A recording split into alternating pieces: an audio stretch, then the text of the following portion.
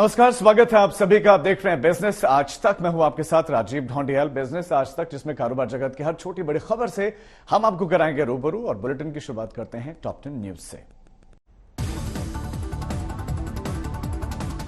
IMF ने 2023-24 में भारत की विकास दर दुनिया में सबसे तेज रफ्तार से बढ़ने का अनुमान जताया। विकास दर के अनुमान को 6.1% पर बरकरार रखा। दिल्ली से जयपुर की दूरी घटकर 2 घंटे रह जाने का केंद्रीय मंत्री नितिन गडकरी ने किया दावा। 4 फरवरी को प्रधानमंत्री करेंगे दिल्ली मुंबई एक्सप्रेसवे के पहले फेज के जयपुर तक की रोड का उद्घाटन। हिंडनबर्ग मामले में अडानी ग्रुप को नए लोन देने में हिचक रहे हैं बैंक। पिछले हफ्ते मामले का खुलासा होने के बाद से आरबीआई ने बैंकों से अडानी ग्रुप को दिए गए बैंक लोन का ब्यौरा मांगा। आत्मनिर्भर भारत मुहिम को मजबूती देने के लिए पीएलआई स्कीम को इस बजट में दूसरे सेक्टर्स में भी शुरू कर सकती है सरकार। और इसके लिए पीएलआई को आवंटन में 10% का इजाफा करने का ऐलान मुमकिन। 2023-24 में सरकार की बाजार उधारी बढ़कर 15.5 लाख करोड़ के रिकॉर्ड स्तर को पार करने का जताया गया अनुमान। इस साल मार्च तक 14,30,000 करोड़ की बाजार उधारी का अनुमान। इस साल कंपनियों के सीईओ समेत टॉप मैनेजमेंट की सैलरी में 9.1% की बढ़ोतरी का अनुमान। पिछले साल के 9.7% के इस साल के वेतन बढ़ोतरी कम रहने के आसार है।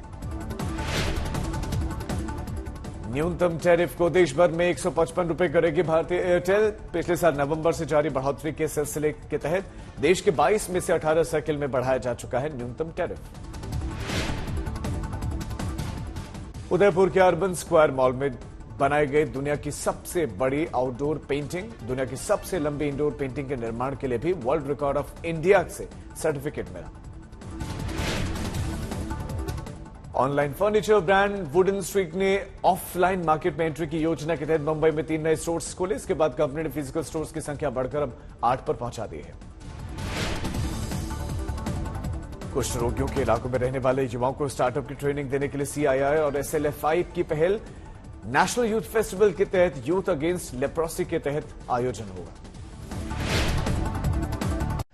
कोरोना काल में बेहाल होने वाले टूरिज्म सेक्टर को कोरोना का असर खत्म होते ही जोरदार ग्रोथ दर्ज करने का मौका मिला है। और ऐसे में ये सेक्टर देशी और विदेशी सैलानियों को ज्यादा तेजी से लुभाने के लिए बजट में सरकार से कई रियायतों की मांग कर रहा है। टूरिज्म सेक्टर का दावा है कि इससे रोजगार और आर्थिक ग्रोथ को रफ्तार मिलेगी।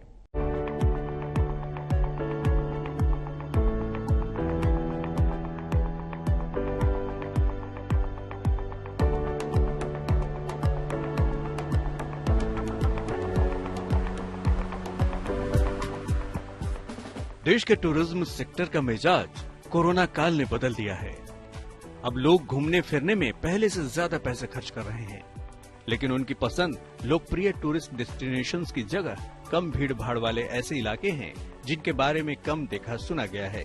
लोगों को इस बदली पसंद पर AIRBNB के सर्वे में कुछ दिलचस्प जानकारी सामने आई है, जिसके मुताबिक पिछले साल तेलंगाना का माधापुर, तमिलनाडु का रामेश्वरम और वेल्लूर, मेघालय का चेरापूंजी और महाराष्ट्र के पिंपड़ी चिंचवाड़ पसंदीदा टूरिस्ट डेस्टिनेशंस में शुमार हुए हैं।